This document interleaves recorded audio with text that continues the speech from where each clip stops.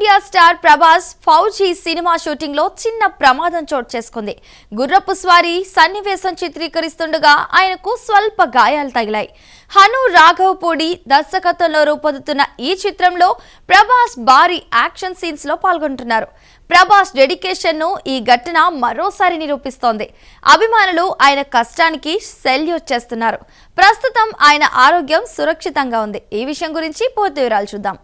Rebel star Prabhas తాజా చిత్రం fauji shooting కీలక దశలో ఉంది.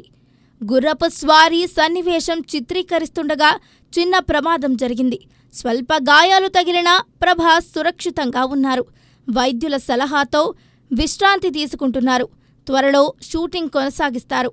ప్రభాస్ కష్టాన్ని ఈ గాయం మరోసారి హైలైట్ చేసింది. అభిమానులు ఆయన నిబద్ధతకు ప్రశంసలు కురిపిస్తున్నారు.